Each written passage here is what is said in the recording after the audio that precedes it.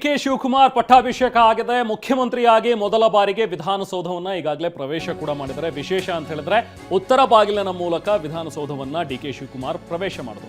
ವಿಧಾನಸೌಧ ದ್ವಾರದ ಒಳಗೆ ಪ್ರವೇಶ ಮಾಡೋಕ್ಕಿಂತ ಮುಂಚೆ ಮೆಟ್ಟಿಲುಗಳಿಗೆ ನಮಸ್ಕರಿಸಿದ್ರು. ದೀರ್ಘದಂಡ ನಮಸ್ಕಾರ ಹಾಕಿ ಶಿರಬಾಗಿ ಅದಕ್ಕೆ ನಮಸ್ಕಾರ ಮಾಡಿ ಅವರು ಮುಖ್ಯಮಂತ್ರಿಯಾಗಿ ವಿಧಾನಸೌಧವನ್ನ ಮೊದಲ ಬಾರಿಗೆ ಡಿಕೆ ಶಿವಕುಮಾರ್ ಅವರು ಪ್ರವೇಶ ಮಾಡಿದಂಥ ಈ ದೃಶ್ಯಗಳು.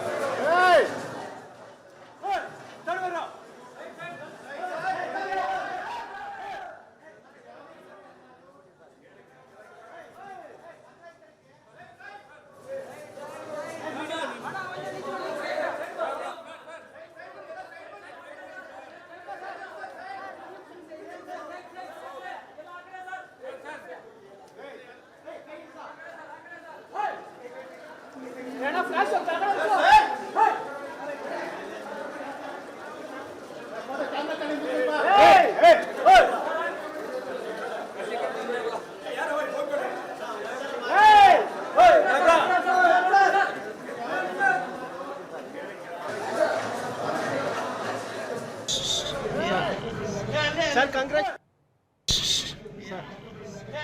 congratulations, sir.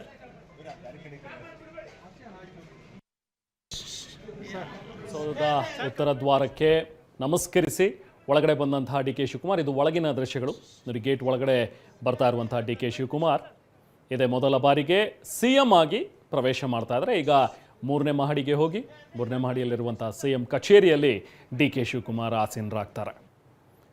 ಅಲ್ಲಿಂದ ತಮ್ಮ ಕಾರ್ಯಭಾರವನ್ನು ಸಂಭಾಳಿಸಲಿಕ್ಕಿರುವಂತಹ ಡಿ ಕೆ ಶಿವಕುಮಾರ್ ಇನ್ನು ಮುಂದೆ ರಾಜ್ಯದಲ್ಲಿ ಡಿ ಕೆಯ ಯುಗಾರಂಭ ಅನ್ನುವಂಥದ್ದನ್ನು ಇಲ್ಲಿ ಹೇಳಲೇಬೇಕು.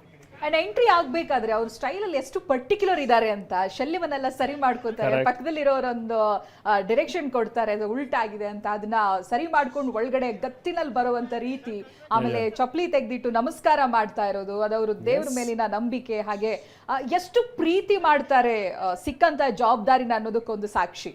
ಹಾಗೆ ಒಳಭಾಗಕ್ಕೆ ಬರ್ತಾರೆ. ಅವರ ಸುತ್ತಮುತ್ತಲೂ ಕೂಡ ಭದ್ರತೆ ಹೆಚ್ಚಾಗಿರೋದನ್ನ ನಾವು ಗಮನಿಸಬಹುದು ಸಿಎಂ ಆದ ತಕ್ಷಣದಲ್ಲೇ. ಹಾಗೆ ವಿಧಾನಸೌಧ ಒಳಭಾಗಕ್ಕೆ ಹೋಗ್ತಾ ಇದ್ದಾರೆ.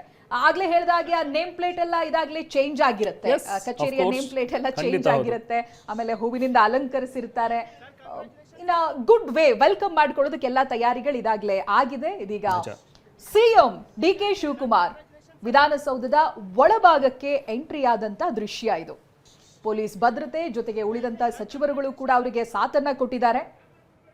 ವಿಧಾನಸೌಧದ ಎಂಟ್ರಿಯನ್ನ ಪಡ್ಕೊಂಡಿದ್ದಾರೆ. ಒಳಗಡೆ ಹೋಗ್ತಾ ಇರುವಂತಹ ದೃಶ್ಯ ನೀವು ಗಮನಿಸಬಹುದು. ಕಾರ್ನಿಂದ ಇಳಿದು ಬರ್ತಾ ಇದ್ದ ಹಾಗೆ ನಾವಾಗ್ಲೇ ಹೇಳಿದ್ವಲ್ಲ ನೋಡಿ, ಶಲ್ಯ ಸರಿಪಡಿಸಿಕೊಳ್ಳುವಂಥದ್ದು ನಿಜ.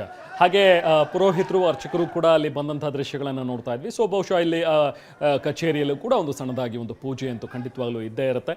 ಇನ್ನು ಅಲ್ಲಿ ವಾಸ್ತು ಪ್ರಕಾರ ಏನಾದರೂ ಬದಲಾವಣೆಗಳು ಮಾಡ್ಕೊಳ್ತಾರಾ ಅನ್ನುವಂಥದ್ದನ್ನು ನೋಡಬೇಕು. ಬಟ್ ಈಗಾಗಲೇ ಇದಕ್ಕೂ ಮುಂಚೆನೆ, ಇನ್ನು ಪದಗ್ರಹಣಕ್ಕೂ ಮುಂಚೆನೆ ಅವ್ರು ಏನು ಸಿ ಎಂ ಆಗಿ ನಿಯೋಜನೆ ಆದರೂ ಆಗ್ಲೇ ಅಲ್ಲಿ ನೀವು ಹೇಳಿದ ಹಾಗೆ ಆ ನಾಮಫಲಕಗಳು ಅದೆಲ್ಲವೂ ಕೂಡ ಬದಲಾಗಿತ್ತು. ಒಳಗಡೆ ಆಗಲೇ ಕೆಲವೊಂದಷ್ಟು ಜನ ಜ್ಯೋತಿಷಿಗಳು ಹಾಗೆ ವಾಸ್ತು ತಜ್ಞರು ಕೂಡ ಹೋಗಿ ಎಲ್ಲೆಲ್ಲಿ ಏನೇನು ಪ್ಲೇಸ್ಮೆಂಟ್ ಆಗಬೇಕು, ಯಾವ ದಿಕ್ಕಿನಲ್ಲಿ ಅವರ ಚೇರ್ ಇರಬೇಕು, ಟೇಬಲ್ ಇರಬೇಕು, ಯಾವ ಅಭಿಮುಖವಾಗಿ ಅವ್ರು ಕೂತ್ಕೊಂಡು ಕಾರ್ಯಭಾರ ಮಾಡಬೇಕು, ಇದೆಲ್ಲವನ್ನೂ ಕೂಡ ಈಗಾಗಲೇ ಸಿದ್ಧತೆಯನ್ನು ಮಾಡಿದ್ದಾರೆ. ಸೊ ಹಾಗಾಗಿ ಆ ಥರದ್ದು ಇನ್ನೇನು ಬದಲಾವಣೆಗಳು ಹೆಚ್ಚಿನ ಮಟ್ಟದಲ್ಲಂಥದ್ದು ಇಲ್ಲ. ಸೊ ಏನಿದ್ರು ಕೂಡ ಅಲ್ಲೊಂದು ಚಿಕ್ಕ ಪೂಜೆ, ಆ ಪೂಜೆ ಪುನಸ್ಕಾರಗಳನ್ನೆಲ್ಲವನ್ನು ಕೂಡ ನೆರವೇರಿಸಿದ ನಂತರ ಒಂದು ಮೊದಲ ಕ್ಯಾಬಿನೆಟ್ ಸಭೆಯನ್ನು ನಡೆಸ್ತಾರೆ ಡಿ ಕೆ ಶಿವಕುಮಾರ್ ಅವರು. ಇವತ್ತು ಅವ್ರ ಜೊತೆಗೆ 13 ಜನ ಶಾಸಕರು ಸಚಿವರಾಗಿ ಏನು ಪ್ರಮಾಣ ವಚನವನ್ನು ಸ್ವೀಕರಿಸಿದ್ರು, ಅವರೆಲ್ಲರ ಜೊತೆಗೆ ಒಂದು ಸಚಿವ ಸಂಪುಟದ ಮೊದಲ ಸಭೆ ಇವತ್ತಾಗತ್ತೆ. ನಿಜ, ದೈವ ಮತ್ತೆ ದೇವರ ಮೇಲೆ ನಂಬಿಕೆ ಹೆಚ್ಚಾಗೋದು, ತಮ್ಮ ಸಂಕಲ್ಪ ಈಡೇರಿಕೆ ಆಗ್ತಾ ಇದ್ದಾರೆ. ಪದೇ ಪದೇ ಕೇಳ್ಕೊಂಡಿದ್ದು ಈಡೇರಿಸ್ತಾ ಇದ್ರೆ ಆ ನಂಬಿಕೆ ಹೆಚ್ಚಾಗುತ್ತೆ. ಡಿ ಕೆ ಶಿ ಅವರ ವಿಚಾರದಲ್ಲೂ ಕೂಡ ನಾವು ಗಮನಿಸ್ತಾ ಇದ್ದೀವಿ, ಅವರು ಓಪನ್ ಆಗಿ ಎಲ್ಲೂ ಮಾತನಾಡಿಲ್ಲ, ಬಟ್ ಅವರು ಕೊಟ್ಟಿರುವಂತ ಇನ್ಸ್ಟ್ರಕ್ಷನ್, ಆ ಜೈನ್ ಅವರು ಮಾತನಾಡಿರೋದು ಇದ್ಯಾವುದು ಕೂಡ ಬಹಳಷ್ಟು ಗೌಪ್ಯವಾಗಿಲ್ಲ. ಯಾವತ್ತೂ ಕೂಡ ಈ ಸಿಎಂ ದಿನಚರಿ ಗೌಪ್ಯವಾಗಿರೋದೇ ಇಲ್ಲ. ಅದೇ ರೀತಿಯಾಗಿ ಈ ರೀತಿ ಬೆಳವಣಿಗೆಗಳು ಆಗ್ತಾ ಇರಬೇಕಾದ್ರೆ ಡಿ ಕೆ ಶಿ ಅವರು ಎಲ್ಲೆಲ್ಲಿ ವಿಸಿಟ್ ಮಾಡಿದ್ರು, ಯಾರಿಂದ ಏನ್ ಸೂಚನೆ ಸಿಕ್ತು, ಎಲ್ಲವೂ ಕೂಡ ಬಹಿರಂಗ ಆಗಿದೆ.